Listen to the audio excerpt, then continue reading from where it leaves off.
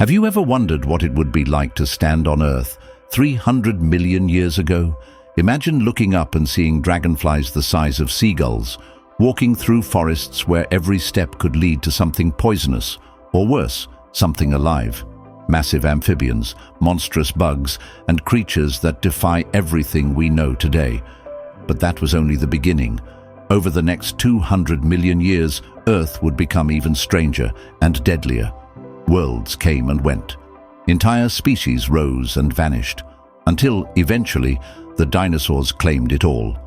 This is the terrifying evolution of our planet, before, during, and after its greatest beasts walked the Earth.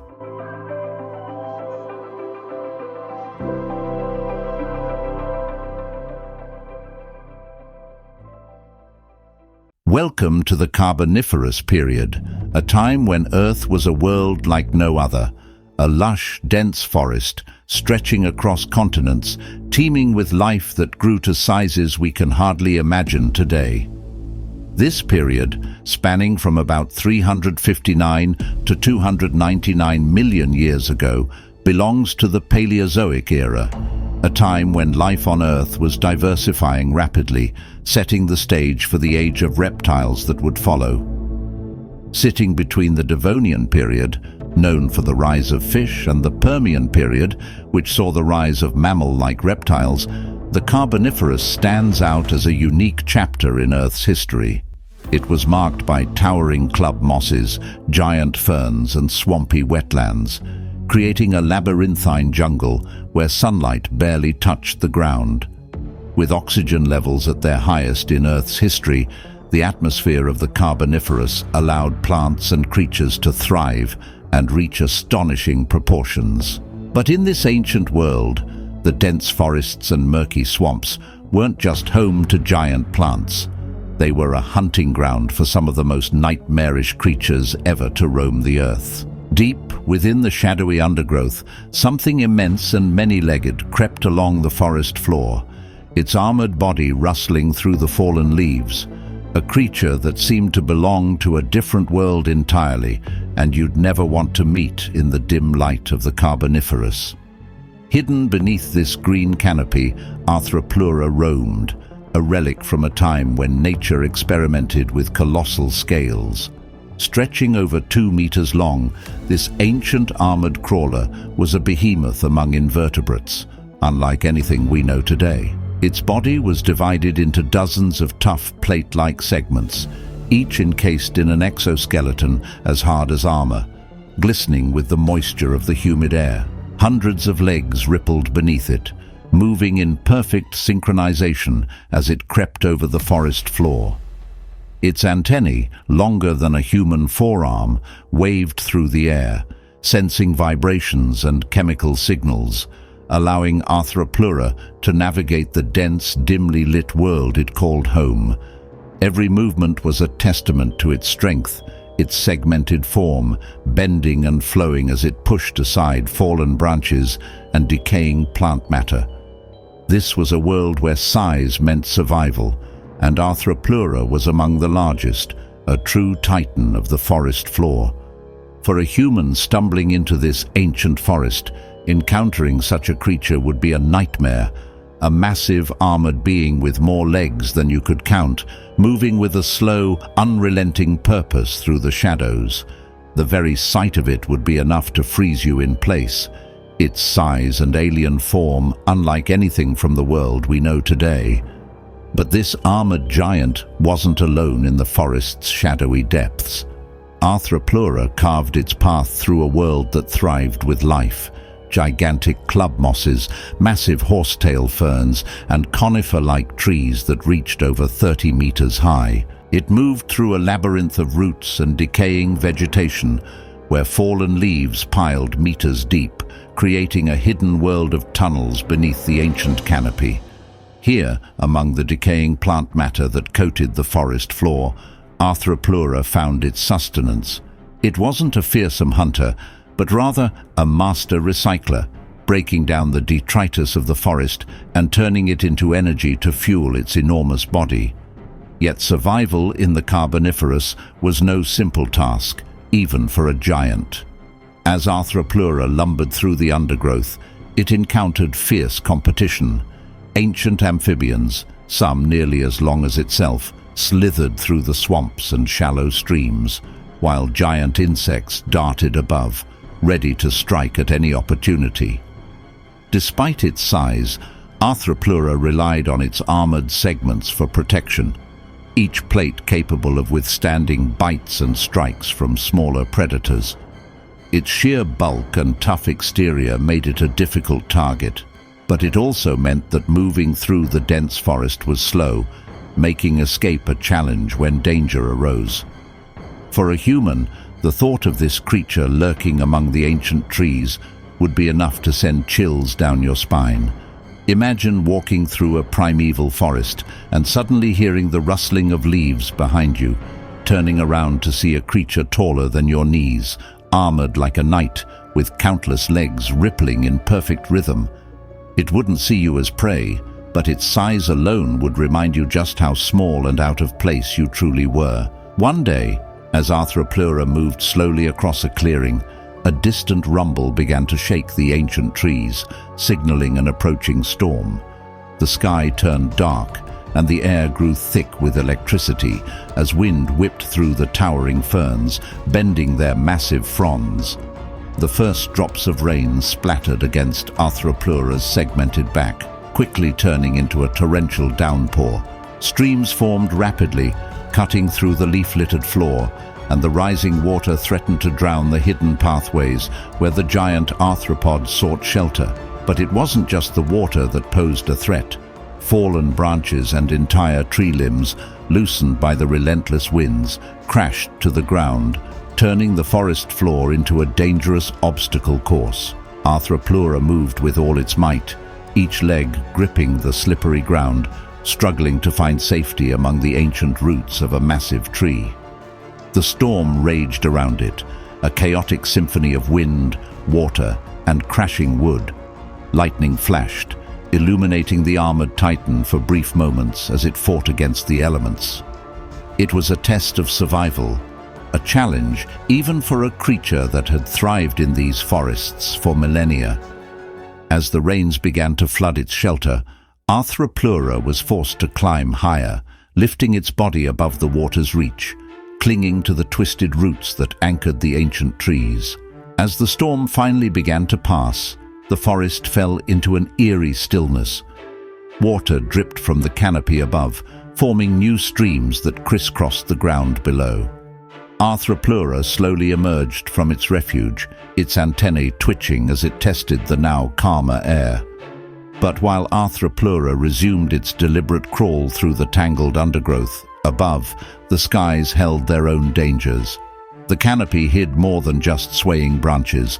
A winged predator patrolled the air, its wings spanning nearly the length of a human arm, scanning for movement below. With eyes that could see even the faintest motion, this aerial hunter dominated the ancient skies, striking fear into anything that dared cross its path. It was Meganeura, the ruler of the ancient skies, an aerial predator that soared with precision and power.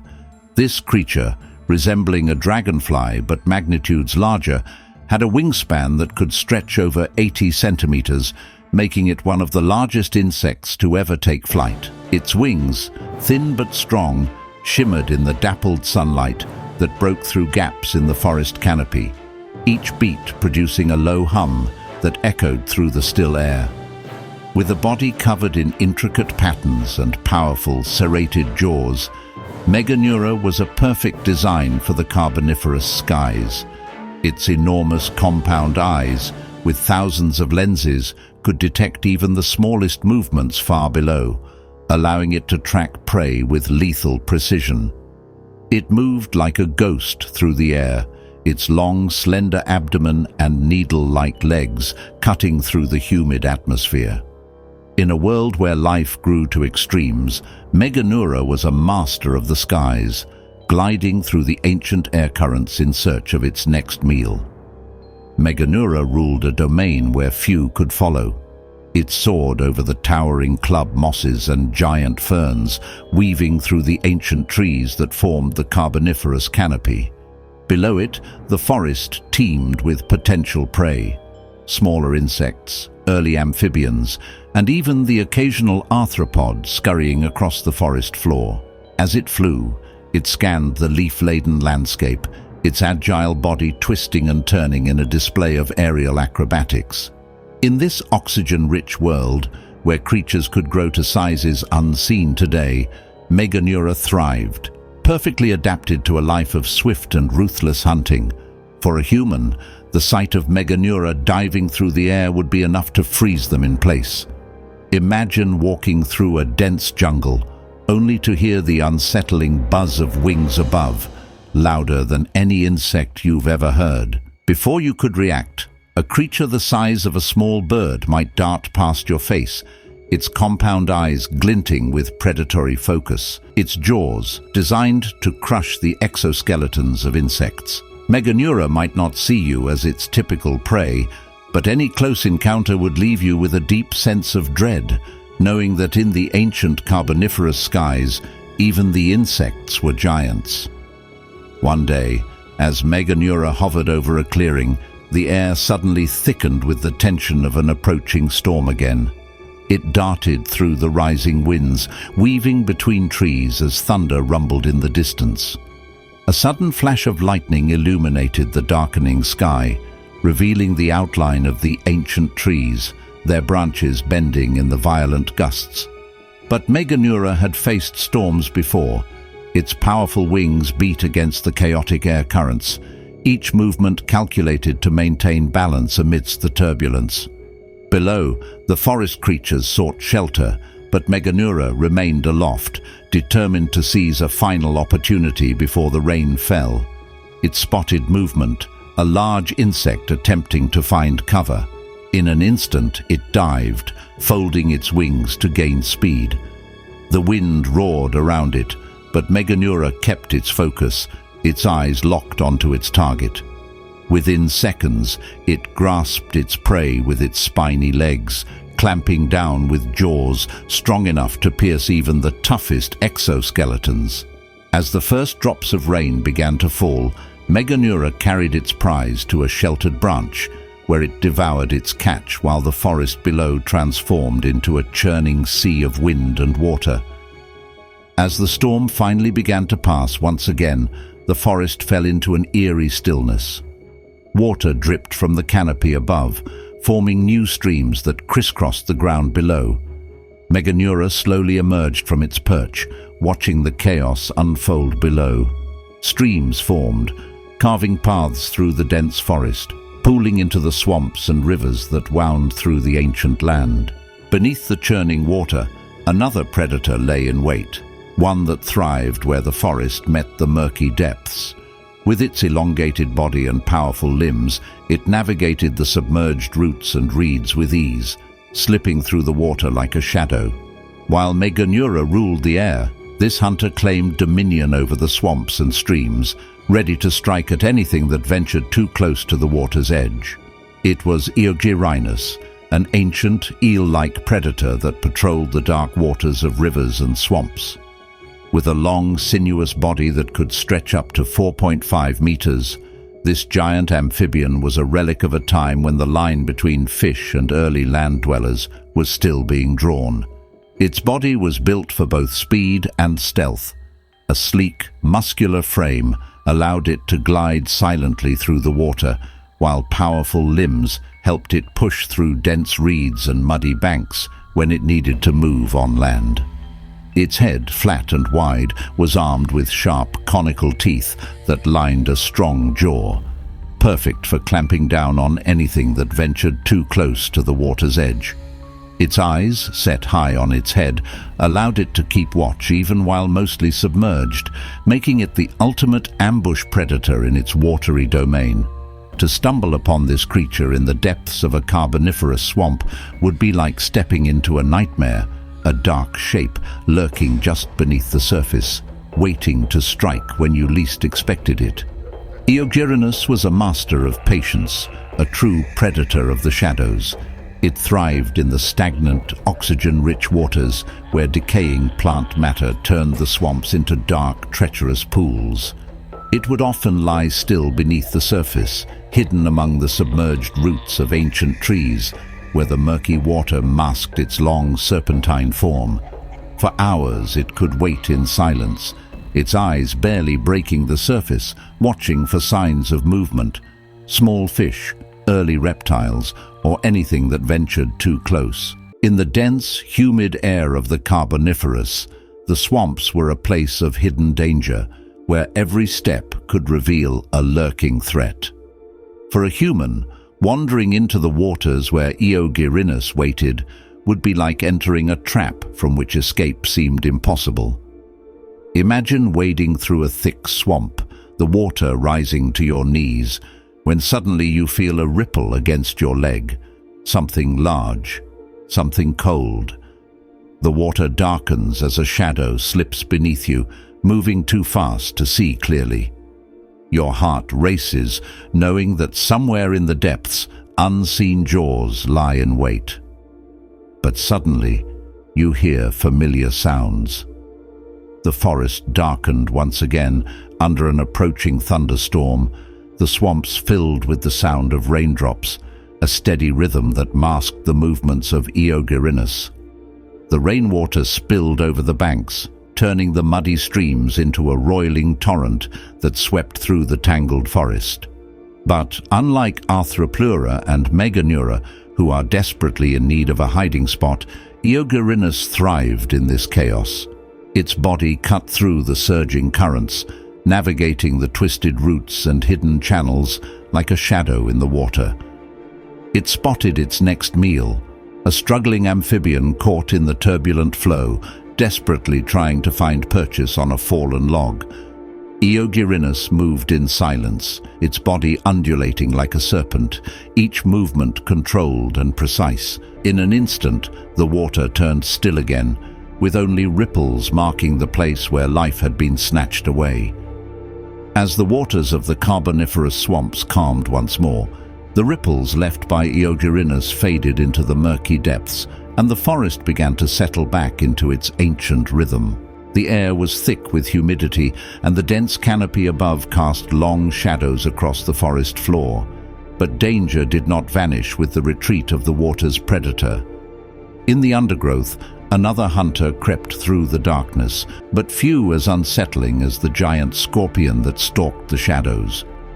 It was Pulmonoscorpius, a giant scorpion that reigned over the forest floor, its armored exoskeleton blending with the fallen leaves and decaying plant matter.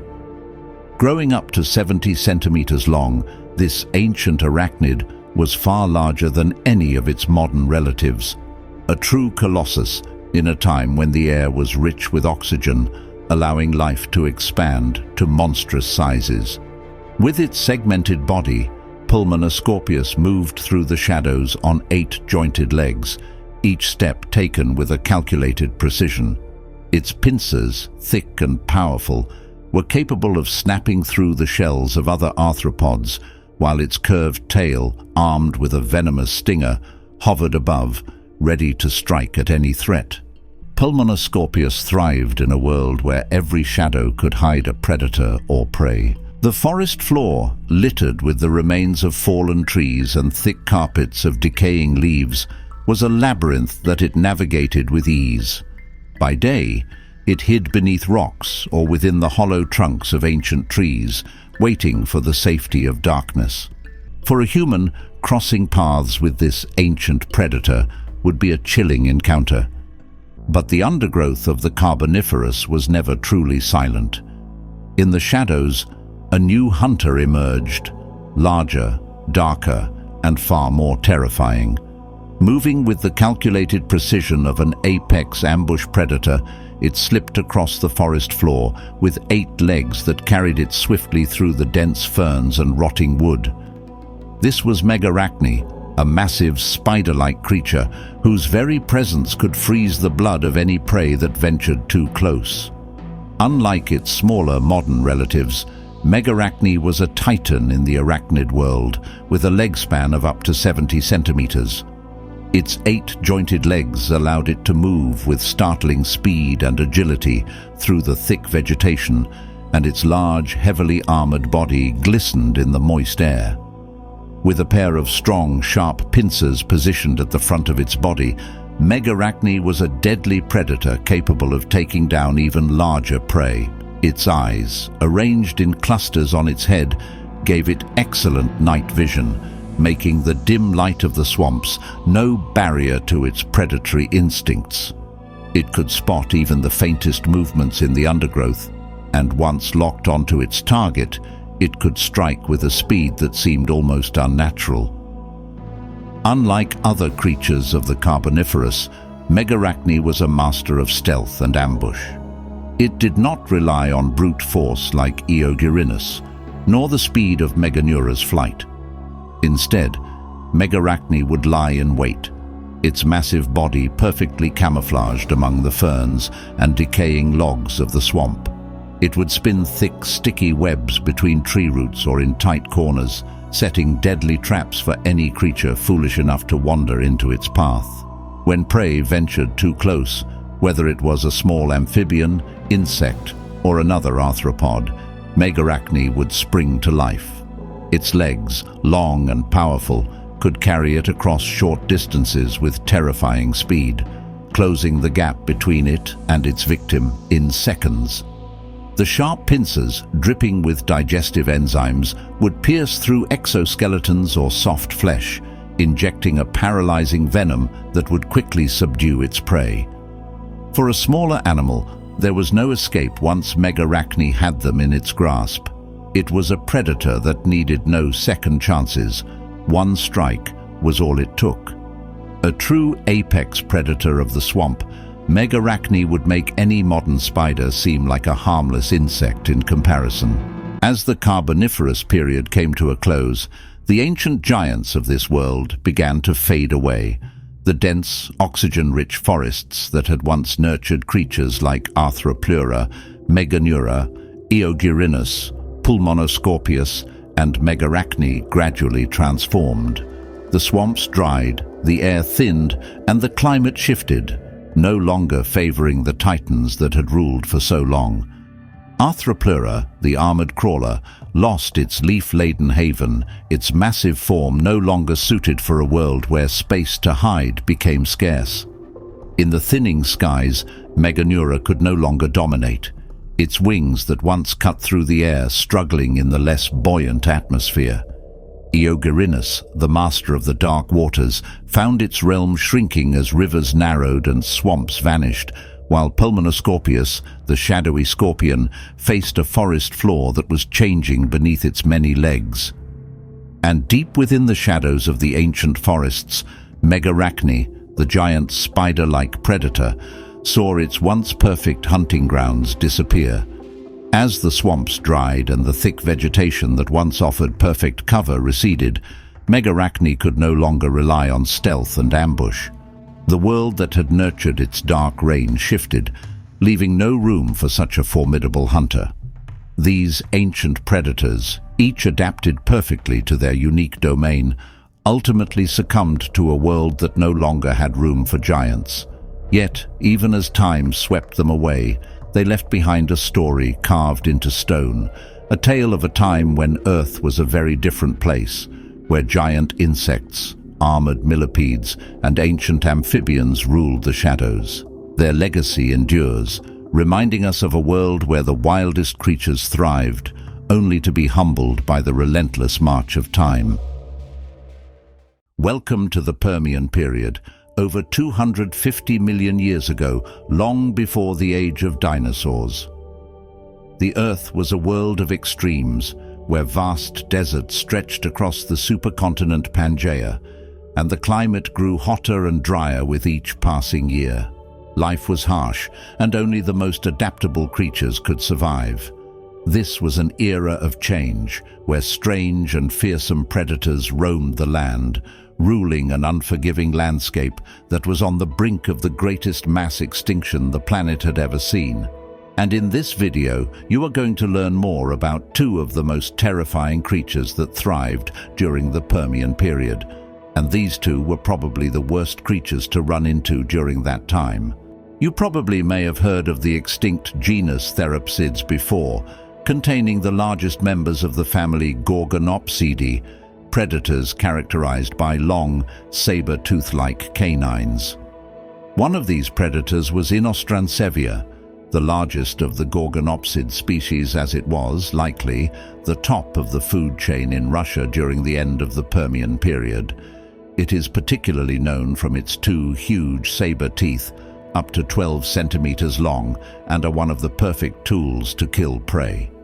Its other teeth included 6 large incisors and 10 smaller back teeth, and the mandibles that contained 14 incisors, in which 8 of them are smaller than the others. These teeth were perfectly adapted for the hunting method of Inostrancevia, laying in wait for an unsuspecting prey. It would have bound after the creature, using its speed to run down the animal, then bite the neck until it dies of blood loss or suffocated, or both. Then it would have eaten as much as it could. Due to its extremely harsh and arid environment, it would have been a dull color like gray or brown to blend into the environment of the Permian so it could sneak up on its prey. This camouflage gave it a significant advantage, making it a highly efficient and successful hunter. But not only the huge teeth of Inostrancevia, but also the size of this fearsome hunter made the hunt child's play for him. After all, this predator was one of the biggest of its time. And even though many people always claim that size isn't everything, it is still one of the most important factors, at least for a successful hunt. With a shoulder height of up to 2 meters and a total body length of up to 3.5 meters, this hunter was at the top of the food chain and terrified all the other animals. If you had to put yourself in the shoes of any animal from the Permian period, what would be your first thought when you see this terrible predator in the distance? And yes, he has already seen you too, and has his eyes firmly on you. Your first thought would probably be to run away. To be honest, that's the smartest thing you can do. After all, this hunter is one of the most feared predators of this time, and he rightly deserves this reputation. You wouldn't stand a chance in a fight. And even if you are one of the strongest hunters of this time too, such as Dimetrodon, for example, victory is not guaranteed. And even if you won, your wounds would be pretty bad. So you decide to run away. However, there is also a problem here. With a speed of 50 kilometers per hour, Inostrancevia was one of the fastest hunters of the Permian period. 99% of other animals are nowhere near as fast as Inostrancevia, and even if there is a long distance between the hunter and the hunter will eventually catch up and deliver the finishing blow. But why was this predator ultimately so successful? Did it really just have to do with its size and speed? Well, although these two factors were also crucial to Inostrancevia hunting success, many other factors also played an important role. One of the most dominant aspects of hunting success was the positioning of its limbs and its robust skull and strong jaw.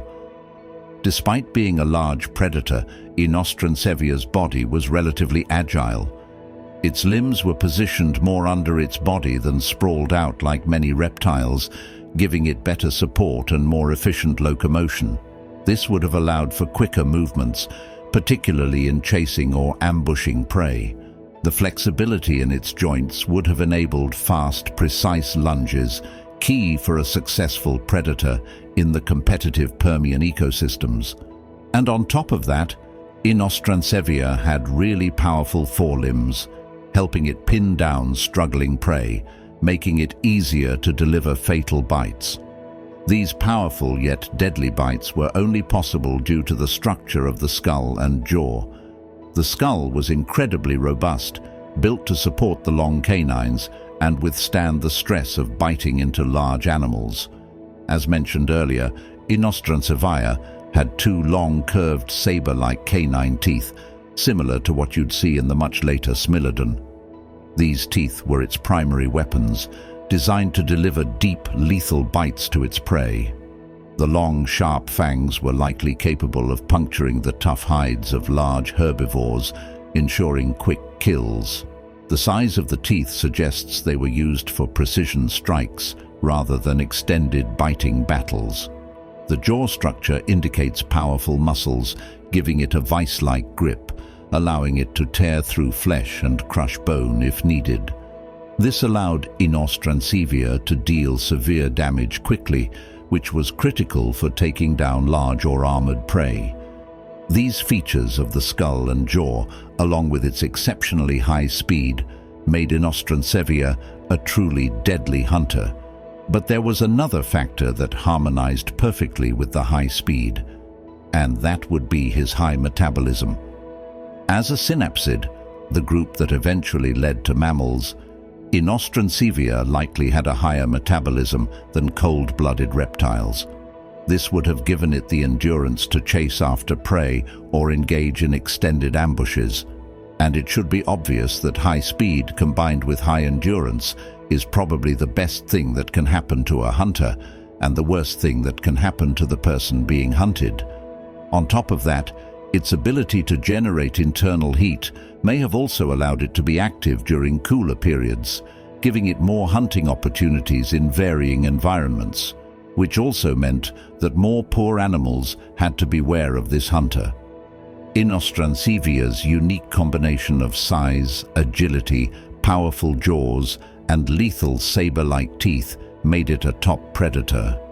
Its body was adapted to bring down large, often tough prey efficiently, ensuring it maintained dominance in the food chain. With its unmatched combination of power, speed, and lethal precision, Inostrancevia was truly the nightmare of the Permian landscape. Its dominance was a testament to its evolutionary advantages, securing its place as one of the most formidable predators of its time. The combination of high speed, agility, powerful jaws, and strong body structure made it a top-tier predator, excelling in both ambushes and chases.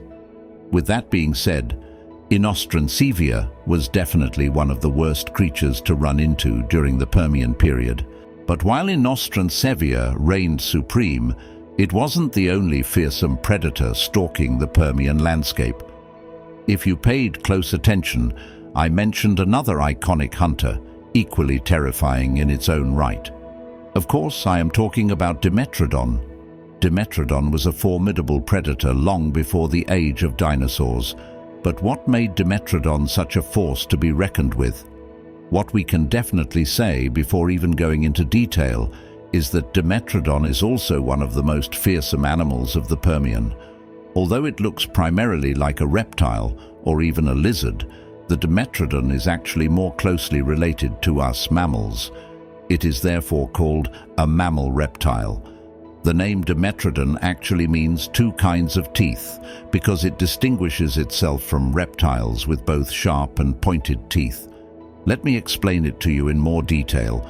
Most reptiles, both ancient and modern, have homodont teeth, meaning their teeth are generally uniform in size and shape, designed for a single function, usually grabbing and swallowing prey. For example, lizards and snakes have rows of similarly shaped teeth that are sharp and conical, used primarily to grasp and hold prey, but not for chewing or slicing it into smaller pieces. These teeth are typically pointed and are used to catch and swallow food whole or in large chunks. And the same goes for crocodiles as well. Their teeth are primarily designed for puncturing and tearing flesh, but there's not much variation in the shape or function of the teeth along their jawline.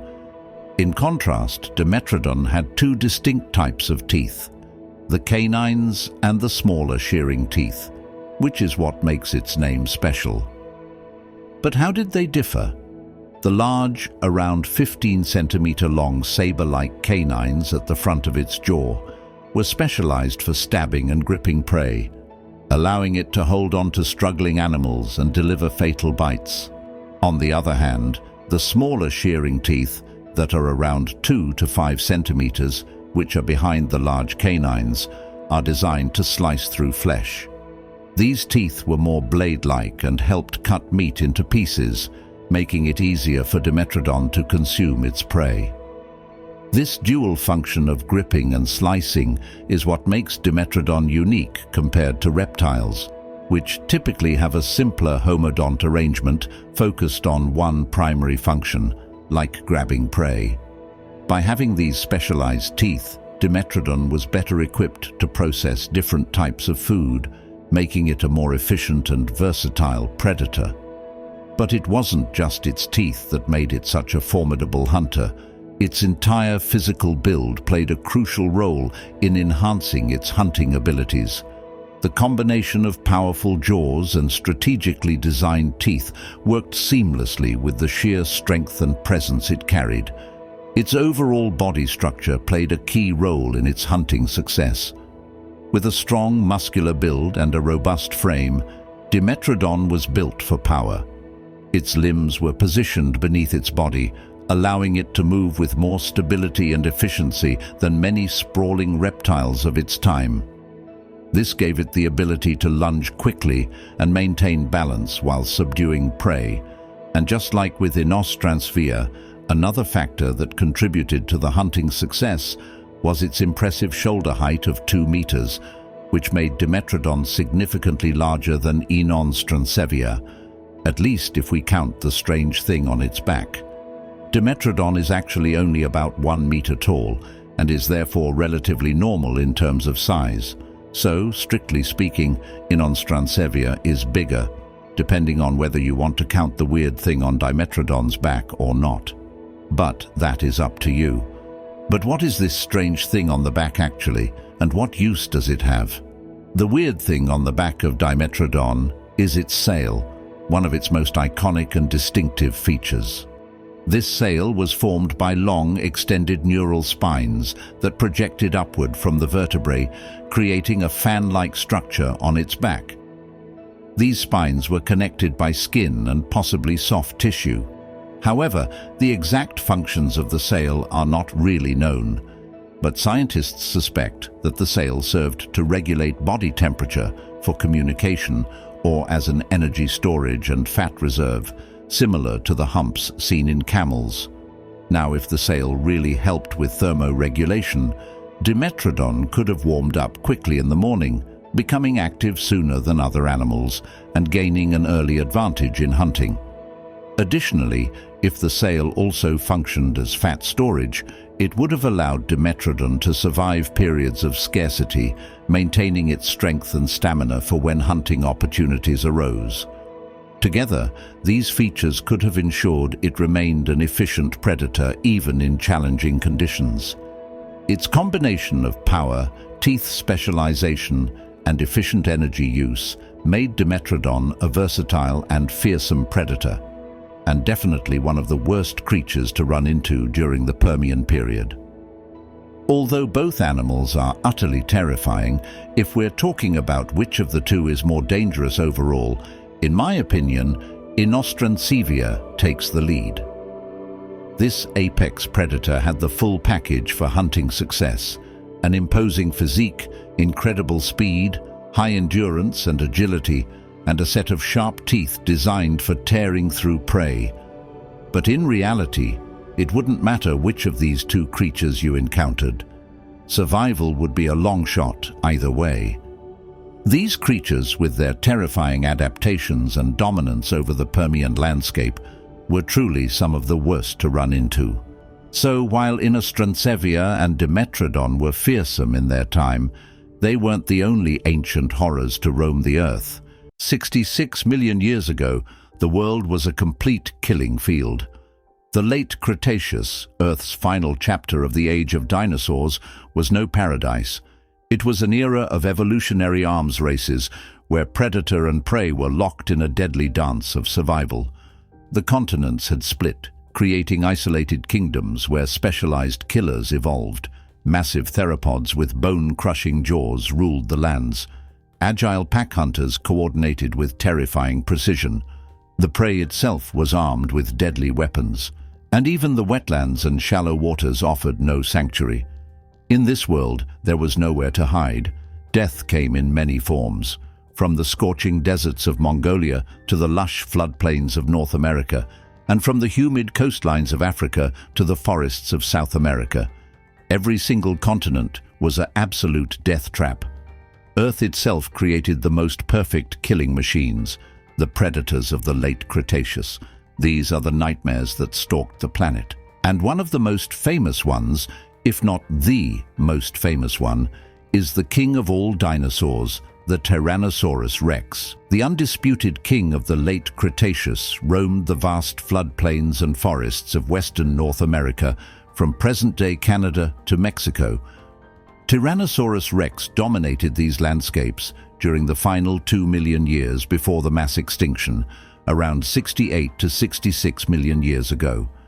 Standing up to 13 feet tall at the hip and stretching over 40 feet from nose to tail, T-Rex was a biological masterpiece of evolutionary terror. Its massive skull, up to 5 feet long, housed a brain larger than most predatory dinosaurs, suggesting high intelligence and enhanced sensory capabilities. Those bone-crushing jaws generated forces of over 12,000 pounds per square inch, one of the strongest bites of any land animal in Earth's history. Despite weighing up to 9 tons, T-Rex's body was remarkably efficient. Its distinctive two-fingered forelimbs, though small, were surprisingly powerful, capable of lifting over 400 pounds, and the massive hind limbs, with legs like living pillars, supported its enormous weight. T-Rex was no mindless brute.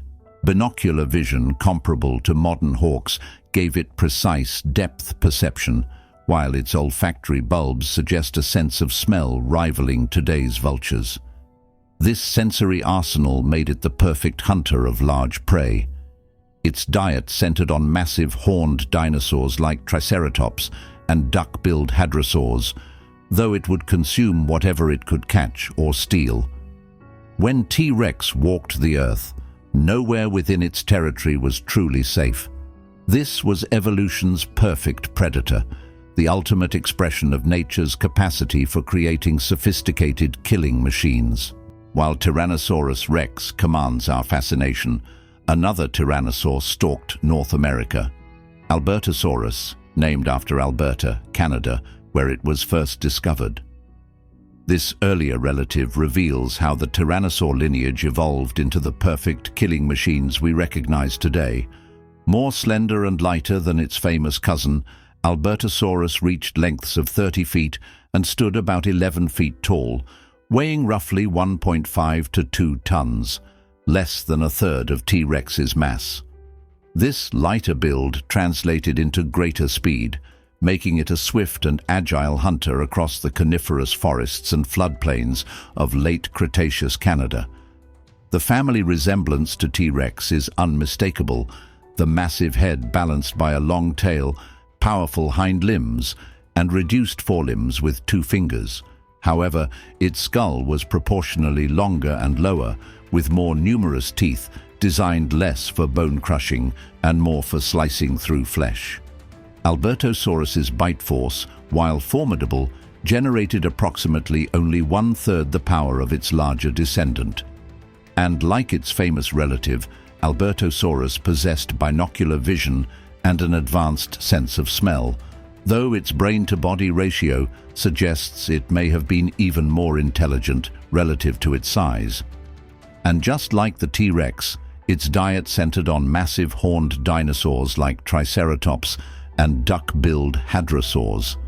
While living in T-Rex's shadow in popular culture, Albertosaurus represents a crucial evolutionary stage, showcasing how nature refined the tyrannosaur blueprint over millions of years, trading some raw power for speed and strategic hunting capability, yet still creating a predator that left nowhere to hide. So while North America's tyrannosaurs perfected the art of bone-crushing dominance, the southern continents spawned an entirely different breed of apex predator. In the sun-scorched landscapes of late Cretaceous Argentina, an even larger monster ruled with a completely different killing strategy, the Giganotosaurus, quite possibly the largest land predator ever to walk the Earth. At up to 43 feet long and weighing as much as 8 tons, Giganotosaurus matched or even exceeded T-Rex in sheer size, but represented a fundamentally different approach to apex predation. Unlike the bone-crushing tyrannosaurs, Giganotosaurus belonged to the Carcharodontosaur family, the shark-toothed lizards. Its massive skull, stretching over 5 feet long, housed dozens of razor-sharp, serrated teeth designed not for crushing bone, but for slicing through flesh like living scalpels. These blade-like teeth could cause devastating blood loss with surgical precision. Its brain, however, was smaller relative to body size than tyrannosaurs, suggesting it relied more on raw power and instinct than strategic intelligence. Fossil evidence even suggests that Giganotosaurus may have engaged in pack behavior when targeting the most massive prey on Earth. Sauropods like Argentinosaurus, which could reach over 100 feet in length. In South America's Cretaceous ecosystems, where titanosaur sauropods grew to unprecedented sizes, evolution responded by creating predators large enough and savage enough to bring them down. And if Giganotosaurus was South America's heavyweight champion, then Carnotaurus was its nightmare-inducing speedster. Discovered in the windswept badlands of Argentina's Patagonia region, this terrifying predator earned its name, literally meat-eating bull, from the 2 demonic horns that jutted from above its eyes like a creature from prehistoric hell. At 25 feet long and weighing approximately 2 tons, Carnotaurus was smaller than its giant relatives, but what it lacked in size, it more than compensated for in pure, terrifying speed.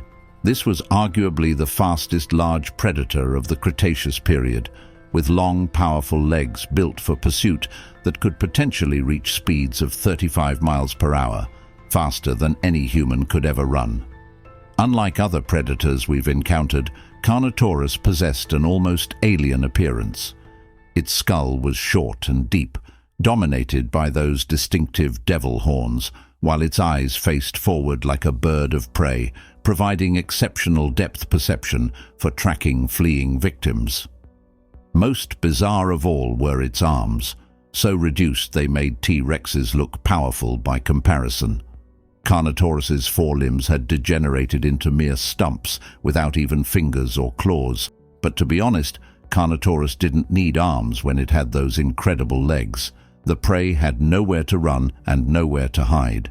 Carnotaurus likely targeted smaller dinosaurs, juvenile sauropods, and ornithopods, using its sharp, blade-like teeth to deliver quick, slashing bites that would cause rapid blood loss. Some scientists suggest it may have even used its horned skull as a battering ram, adding blunt force trauma to its arsenal. In South America's diverse predator guild, Carnotaurus filled the role of the specialist pursuit hunter, a horned demon that could outrun almost anything unfortunate enough to catch its attention. While South America's predators perfected the art of pursuit and pack hunting across the ancient Tethys Sea in North Africa, evolution was crafting perhaps the most perfectly designed killing machine of the Cretaceous period. In the humid, river-rich landscapes of what is now Morocco, Egypt, and Algeria, roamed a predator whose very name strikes terror, Carcharodontosaurus, the shark-toothed lizard of the Sahara. This African titan rivaled Giganotosaurus in sheer size, stretching up to 43 feet in length and weighing as much as 8 tons, making it one of the largest land predators ever discovered. But unlike its South American cousin, Carcharodontosaurus represented the absolute pinnacle of the Carcharodontosaur lineage, a family of predators that had been refining their killing techniques for millions of years. The key to Carcharodontosaurus's success lay in its magnificent skull, over 5 feet of bone, housing a mouth filled with the most perfectly designed cutting tools in prehistoric history. Its teeth, resembling giant versions of great white shark teeth, were laterally compressed blades with serrated edges capable of slicing through flesh and bone with surgical precision. These weren't bone crushers like T-Rex's teeth. They were living scalpels designed to cause catastrophic blood loss. This apex predator hunted everything from massive sauropods to the abundant fish that filled the region's rivers and lakes. Fossil evidence suggests it shared its territory with other large predators like Spinosaurus, creating one of the most dangerous predator guilds in Earth's history. Speaking of Carcharodontosaurus sharing territory with Spinosaurus hints at one of the most remarkable predator relationships in prehistoric history. These two titans managed to coexist in the same North African landscapes by occupying completely different ecological niches, and Spinosaurus represents perhaps the most bizarre and specialized apex predator the world has ever known. At up to 50 feet in length, Spinosaurus may have been the longest predatory dinosaur ever discovered, though much of that length came from its crocodile-like skull and massive paddle-shaped tail.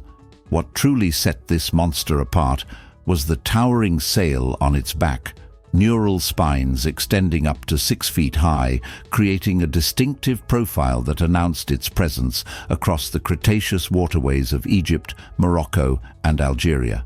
Unlike every other large theropod we've encountered, Spinosaurus was semi-aquatic, evolution's answer to the question, what if a crocodile grew to dinosaur proportions? Its elongated skull housed over 60 conical teeth, perfectly designed for gripping slippery fish, while its nostrils were positioned high on the head, allowing it to breathe while mostly submerged. Recent discoveries have revolutionized our understanding of this aquatic predator. Spinosaurus possessed dense bones for underwater stability, webbed feet for swimming, and that massive tail functioned as a powerful propeller, making it a formidable swimmer, capable of pursuing prey both above and below the water's surface. While Carcharodontosaurus dominated the land, Spinosaurus ruled the rivers, lakes, and coastal waters. Its diet consisted primarily of massive fish, but evidence suggests it was opportunistic enough to snatch unwary dinosaurs that came to drink. So, while massive predators like Spinosaurus and Carcharodontosaurus dominated through sheer size and power, some of the most terrifying hunters of the Cretaceous relied on a completely different strategy: intelligence, speed, and coordinated pack behavior. These were the dromaeosaurids, the running lizards, also known as raptors. And their story begins with the dinosaur that gave this deadly family its name, Dromaeosaurus, the original raptor that would define an entire lineage of sophisticated killers. Discovered in the Badlands of Alberta, Canada, this 6-foot-long predator may seem small compared to the giants we've discussed, but pound for pound, it was one of the most efficient killing machines ever evolved. Dromaeosaurus possessed all the trademark features that would make its family famous: a large brain relative to body size, indicating high intelligence and complex problem-solving abilities, powerful hind limbs built for explosive speed and agility, and most famously, that terrible sickle-shaped claw on each foot, a 3-inch curved blade of bone that could disembowel prey with surgical precision. Unlike the massive skull crushers and flesh slicers we've encountered, Dromaeosaurus was built for precision killing. Its jaws were filled with razor-sharp, serrated teeth designed for gripping and tearing, while its long arms ended in 3-fingered hands tipped with sharp claws, perfect for grappling struggling victims. But what made Dromaeosaurus truly dangerous was its pack-hunting behavior. Evidence suggests these intelligent predators coordinated their attacks, using teamwork to bring down prey much larger than themselves. Small dinosaurs, juvenile hadrosaurs, and even young tyrannosaurs may have fallen victim to coordinated raptor attacks. When Dromaeosaurus hunted, size meant nothing. Intelligence and coordination were everything. The dromaeosaurs we just discussed epitomize what we think of when we hear the word raptor: small, swift, deadly pack hunters with sickle claws and razor teeth. But the late Cretaceous had a twisted sense of humor, because it also produced something that completely shattered our expectations of what a raptor could be, a creature whose name is deeply misleading: Gigantoraptor. Discovered in the windswept deserts of Inner Mongolia, Gigantoraptor represents one of evolution's strangest experiments. Despite its name suggesting a giant raptor, this 16-foot-tall, 2-ton monster was actually an oviraptorosaur, a group more closely related to birds than to the deadly dromaeosaurs we just discussed. Standing more than twice as tall as a person and weighing as much as a rhinoceros, Gigantoraptor possessed long, powerful legs that could propel it at speeds potentially exceeding 30 miles per hour. But here's where things get bizarre. This giant had no teeth. Instead, its massive beak was designed for an omnivorous lifestyle, completely unlike its fearsome namesake. Fossil evidence suggests Gigantoraptor used its formidable size and speed not to hunt other dinosaurs, but to access food sources unavailable to smaller creatures, stripping leaves from tall trees, cracking open massive eggs, and potentially scavenging carcasses left by true predators. Yet despite its peaceful diet, Gigantoraptor was far from harmless. Those powerful legs and massive claws could deliver devastating defensive kicks to any predator foolish enough to attack. It was a living reminder that in the late Cretaceous, even the plant eaters could be terrifying, and that truly there was nowhere to hide from the unexpected. If Gigantoraptor challenged your preconceptions about what a raptor could be, then our next bizarre specialist will completely shatter every assumption about theropod dinosaurs. Therizinosaurus, a creature so strange that paleontologists initially thought they'd discovered the remains of a giant turtle. But the truth was far more extraordinary. This colossal nightmare from the late Cretaceous of Mongolia stood up to 16 feet tall and stretched over 30 feet in length, weighing as much as 5 tons. Therizinosaurus belonged to the theropod group, the same lineage that produced T-Rex and Giganotosaurus, yet it had evolved into something completely unprecedented, a massive plant-eating giant armed with the most terrifying claws in prehistoric history. Each of Therizinosaurus's hands ended in 3 claws that stretched over 3 feet long, scythe-like weapons that could disembowel a tyrannosaur with a single swipe. These weren't just the longest claws of any animal ever discovered. They were precision instruments capable of both delicate manipulation and devastating destruction. But here's the twist that made Therizinosaurus one of evolution's strangest experiments. Despite possessing one of the most fearsome natural weapons ever evolved, this giant was a peaceful herbivore. Those massive claws were primarily tools for stripping leaves from tall trees and defending against predators, not for hunting prey. Therizinosaurus's small head housed a toothless beak designed for cropping vegetation, while its massive barrel-shaped body contained the enormous digestive system needed to process plant matter. Yet its muscular build and those incredible claws meant it could defend itself against any predator brave enough to attack. And if Therizinosaurus represented evolution's most heavily armed herbivore, then our next bizarre specialist remained one of paleontology's greatest mysteries for over 4 decades. For years, all scientists had of Dinocheirus were 2 massive arms ending in foot-long claws, discovered in the Gobi Desert of Mongolia in 1965. These terrible hands sparked wild speculation. What kind of monster could possess such enormous limbs? The complete picture, finally revealed in 2014, proved that reality was stranger than any scientist's imagination. Dinocheirus, living in the same Mongolian landscapes as Therizinosaurus, was a 36-foot-long giant weighing up to 6 tons, making it one of the largest ornithomimosaurs, or bird-mimic lizards, ever discovered. But calling Dinocheirus a bird mimic was like calling a grizzly bear a teddy bear. This was no graceful ostrich dinosaur. It was a hulking, bizarre creature that looked like evolution had taken parts from different animals and assembled them into something from a fever dream. Its massive skull ended in a duck-like bill, while a distinctive sail-like hump rose from its back, giving it an almost camel-like profile. Those famous arms that had puzzled scientists for decades were revealed to be fishing tools extraordinaire. Each hand ended in 3 massive curved claws, perfectly designed for scooping fish from rivers and lakes. Despite its omnivorous diet of fish, plants and possibly small animals, Dinocheirus was no gentle giant. Those 8-foot-long arms could deliver devastating blows to any predator, while its massive size made it a formidable opponent for even the largest carnivores. Fossil evidence shows bite marks from predators, suggesting this strange giant regularly fought for its life.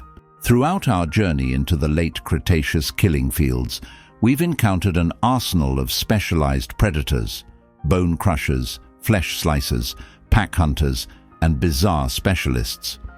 But in this deadly world where evolution crafted perfect killing machines, prey animals didn't simply surrender to extinction. They fought back with the most powerful defensive strategy imaginable. They became too big to kill, like Argentinosaurus, quite possibly the largest land animal that ever lived. This titanosaur from Argentina didn't need claws, fangs, or armor to survive in a world full of predators like Giganotosaurus and Carnotaurus. Its weapon was pure, overwhelming size, stretching potentially over 100 feet from head to tail and weighing as much as 12 African elephants. Argentinosaurus was a living mountain of flesh and bone. To put this in perspective, this single dinosaur weighed more than an entire pack of Giganotosaurus combined. Even the most powerful predators of South America would think twice before attacking such a colossal target. But Argentinosaurus wasn't just big. It was intelligently designed for survival.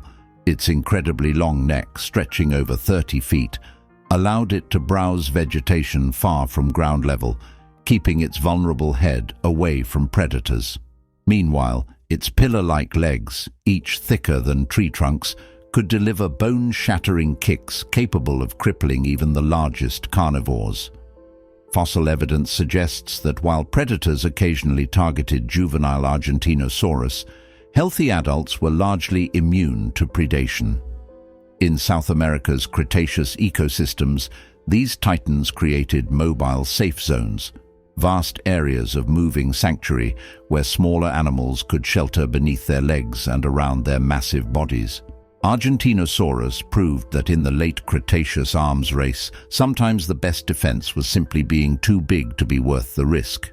While giants like Argentinosaurus survived through sheer overwhelming size, other prey animals took a different approach to the late Cretaceous arms race. Instead of growing too big to attack, they evolved into living weapons, creatures so heavily armed and armored that even the most fearsome predators learned to approach with deadly caution. In the final chapters of the dinosaur age, the forests and plains of western North America witnessed epic battles between two of evolution's greatest success stories: Tyrannosaurus rex and its equally formidable prey, Triceratops and Ankylosaurus. Triceratops, weighing up to 12 tons and stretching 30 feet in length, was essentially a living tank equipped with a battering ram. Its massive skull, up to 10 feet long, supported a bony frill and 3 deadly horns, 2 over the eyes reaching 3 feet in length and a smaller nasal horn. When threatened, Triceratops would lower its head and charge like a rhinoceros the size of an elephant, those spear-like horns capable of punching through ribs and into vital organs. Even T-Rex, with its bone-crushing bite, had to be strategic when hunting these 3-horned juggernauts. But if Triceratops was a mobile fortress, then Ankylosaurus was an impregnable bunker. This 20-foot-long herbivore was covered head to tail in bony armor plates called osteoderms, creating a natural shell that could deflect even tyrannosaur teeth. Spikes protruded from its sides like medieval armor, while its back was a landscape of bony knobs and ridges. Ankylosaurus's secret weapon was its tail, a massive club of fused bone weighing over 100 pounds that could swing with devastating force. Biomechanical studies suggest this tail club could generate impacts powerful enough to shatter the leg bones of attacking predators. One well-placed strike could cripple even a T-Rex. Together, these armored defenders proved that in the late Cretaceous, the hunted had become as dangerous as the hunters. The age of dinosaurs ended not with helpless prey, but with an evolutionary stalemate where predator and prey were locked in perfect, deadly balance. So, what's the takeaway here? The late Cretaceous had achieved evolutionary perfection in the art of killing and survival. Every continent harbored its own unique apex predators: bone-crushing tyrannosaurs in North America, giant shark-toothed hunters in South America, and semi-aquatic river demons patrolling the waterways in Africa. Everything was ruled by specialized killing machines. Pack hunters coordinated with terrifying intelligence, bizarre specialists filled every ecological niche with unexpected nightmares. Even the herbivores had evolved into walking weapons: armored tanks with bone-crushing clubs, charging fortresses with spear-like horns, and giants too massive to challenge.